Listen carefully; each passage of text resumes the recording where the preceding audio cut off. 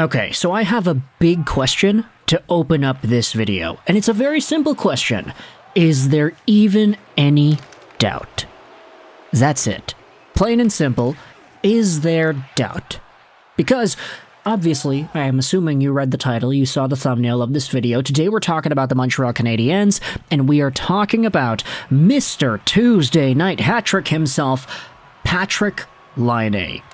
Because man oh man, did Patty Laine have himself a game for the ages. If anybody has Patrik Laine in fantasy hockey this year, if anybody is in any sort of a league, points league, keeper league, category league, whatever, the fact that this dude straight up had himself a 3-goal game with all of the goals being power play goals, that is a damning fact for the rest of the National Hockey League, because it can only mean one thing.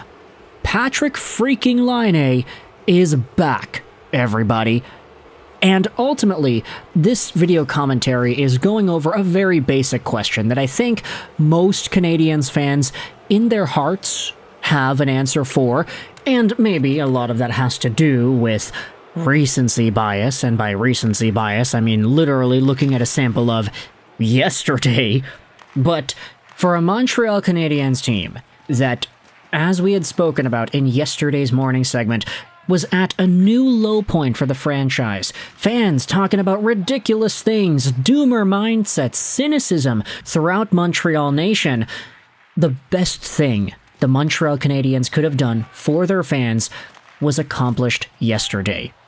And this was a beautiful victory over a Buffalo Sabres team that has admittedly been crapping the bed in their own right. They definitely have not been good themselves, so I don't want to give too much credit to the Montreal Canadiens over a win over Buffalo, but still, when you consider what happened in this game, when you consider how Patrik Laine had found himself the mojo and the shot accuracy, it's like everything just started to click once again.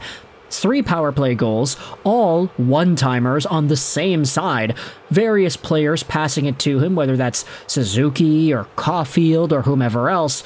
Patrik Laine just had himself a game for the ages. It's like the Buffalo Sabres took this game and they gave a lesson to the rest of the league that says, hey, don't let Patrik Laine be open on that left side by himself.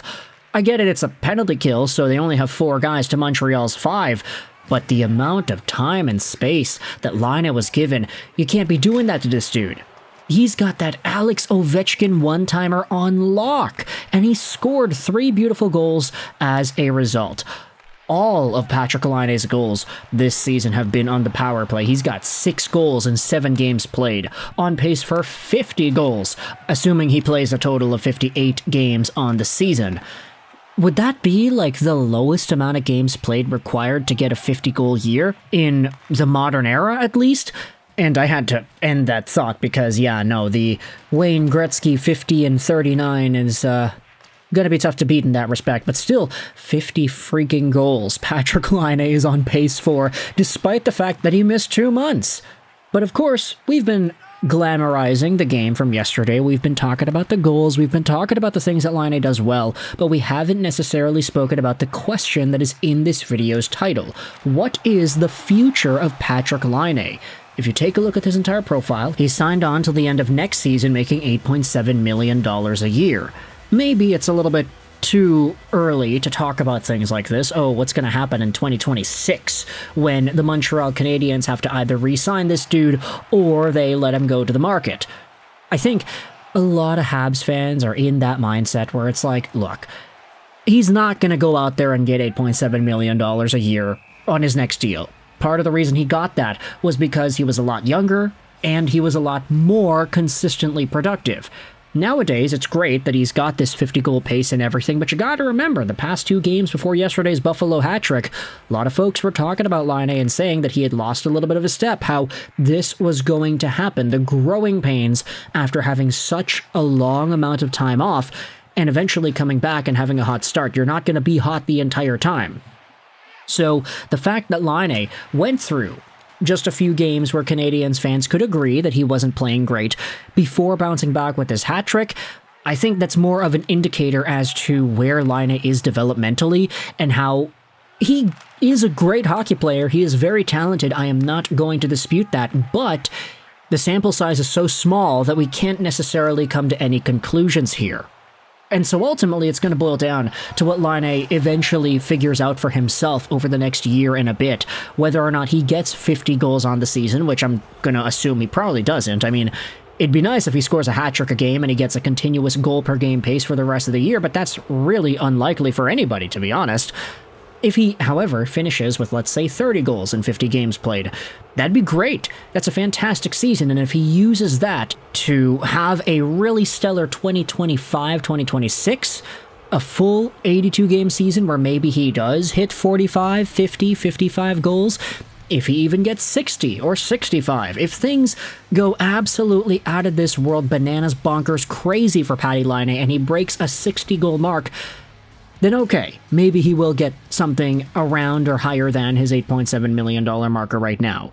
But if he rounds himself to be a consistent, let's say 30 to 35 goal guy, maybe he only really gets $8 million. Maybe with the rising cap, he gets it up to 8.5.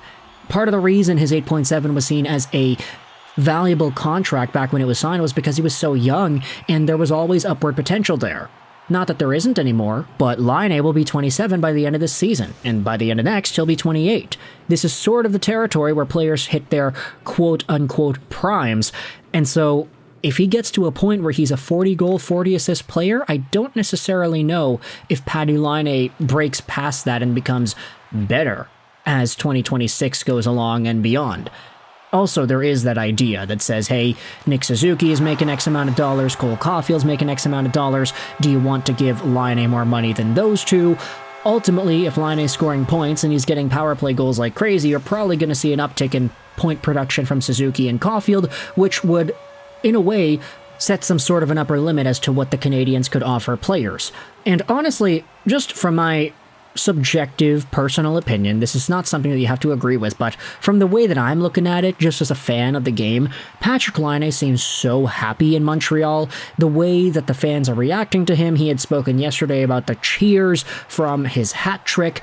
The way everything is shaping up here, it looks and feels like Patty Laine is in an incredibly great spot for his gameplay, but also for his own mindset and the way this fan base treats him and adores him. Not to say that Patty Laine is one of those characters that only thrives when people are 100% praising the guy. I'm not saying there's no room for conversation the other way, but ultimately, if Patrik Laine is super comfortable here, which I'm assuming he is more so than he was in Columbus or Winnipeg, who knows if there's an opportunity that Laine says, okay, maybe I'm a 40-goal consistent guy, maybe I could get $8.5 million a year if I were on the free agent market or something, but I'm going to settle for 7.5. I'm going to settle for 7.7 because I like it here and I love this team. Maybe that happens, maybe it doesn't. But ultimately, I could understand if it did happen and if Patrik Laine by this time in 2 seasons is signed on to a longer-term deal and is a lot more of a consistent goal-scoring threat whose ceiling and whose point production and whose overall cap is something that we could realistically define. And I say realistically define like, you know, Nick Suzuki, we can say he's an 80 to 85 point center. We know he's in that territory. Cole Caulfield could be a 40-goal guy. He could be a 50-goal guy if he's lucky. That's sort of an attainable ceiling, a realistic idea as to what we believe about this player. Slafkovsky, 60, 70-point guy right now, maybe an 80-point guy if he gets lucky one day. Patrik Laine, we had really no idea, because he had had 2 poor games, and now he's gotten himself a hat trick, and he's on pace for 50 goals in 58 games, and obviously that's not realistic. Nobody's going to hit that, maybe unless your name is Austin Matthews, but then again, is Patrik Laine as good at goal scoring as Austin Matthews? Who really knows? There are so many questions, but I think the big one at the title of this video, how is Montreal going to handle the future of Patrik Laine? Well, I think it's pretty obvious based off of what we're seeing right now. The Habs would be foolish to let him go. Let me know your thoughts in the comment section below about Patrik Laine's hat trick from yesterday, as well as the future of Laine in Montreal. I hope you enjoyed this video. And bye.